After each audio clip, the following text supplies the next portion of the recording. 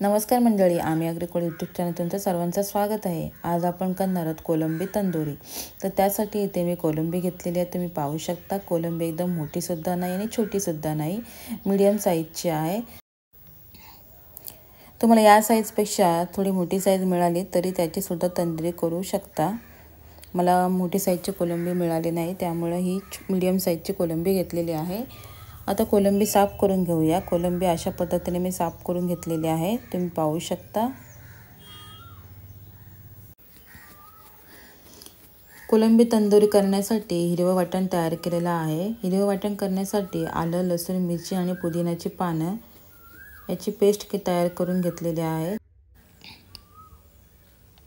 साफ केलेल्या कोलंबीमध्ये थोडं मीठ टाकून घेऊया आणि एक अर्धा लिंबूचा रस आहे ते टाकून घेऊया आणि तयार केलेलं हिरवं वाटण त्याची पेस्ट 2 चमचे टाकून घेऊया आणि सर्व मिश्रण एकत्र करून 10 ते 15 मिनिटं मॅरिनेट करण्यासाठी ठेवून देऊया।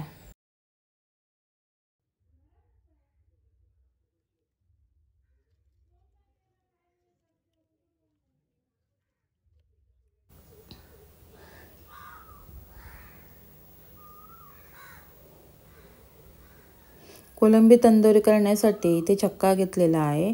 चक्का म्हणजेच दही आहे ते एका कापडामध्ये बांधून घ्यायचं आहे। त्यामधलं पाणी पूर्णपणे काढून घ्यायचं आहे। पूर्णपणे पाणी काढून झाल्यानंतर जे उरलेलं दही असते त्याला चक्का असं म्हणतात।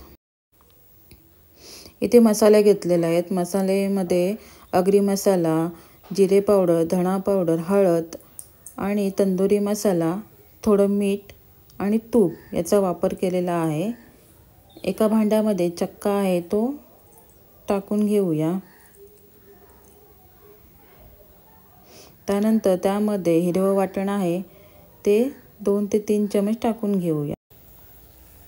हिरवं वाटण टाकून झाल्यानंतर त्यामध्ये 1 चमचा धणा पावडर, एक अर्धा चमचा हळद, 1 चमचा जिरे पावडर, 1.5 चमचा तंदुरी मसाला आणि 1 चमचा आगरी मसाला टाकून थोडं तूप टाकून घेऊया आणि सर्व मिश्रण एकत्र करून घेऊया।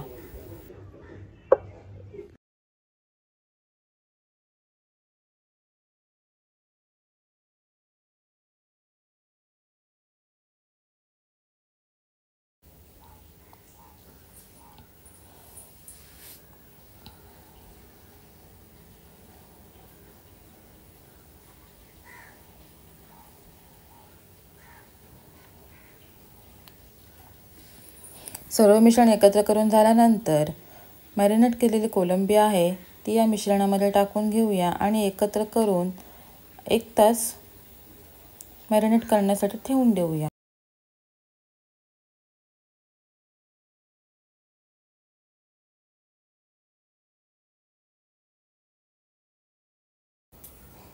एक तास कोलंबी मॅरिनेट केल्यानंतर गॅसवर एक तवा ठेवलेला आहे, त्यामध्ये तूप टाकून घेतलेला आहे। तुपाच्या ऐवजी तुम्ही तेलाचा सुद्धा वापर करू शकता, पण इथे मी तुपाचा वापर केलेला आहे। मॅरिनेट केलेली कोलंबी आहे ती या तुपामध्ये टाकून घेऊया आणि 5 ते 10 मिनिटं शिजून देऊया।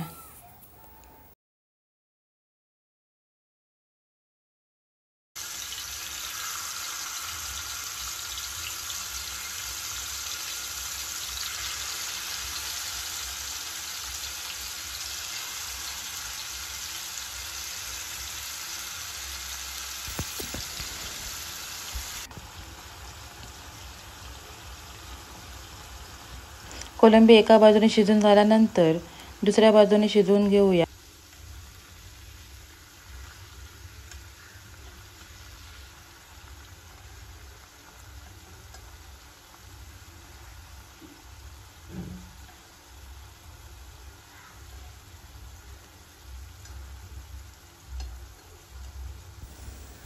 पाहू शकता कोलंबी शिजून झालेली आहे। साधारण 15 मिनिटं कोलंबी शिजत ठेवली होती।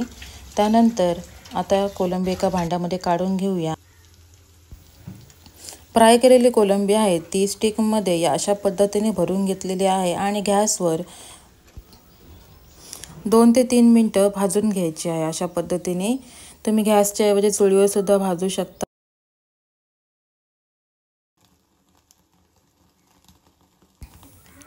तयार आहे कोलंबी तंदुरी. रेसिपी आवडल्यास लाईक करा, शेअर करा आणि चॅनलवर नवीन असणार तर सबस्क्राईब करायला विसरू नका. थँक्यू.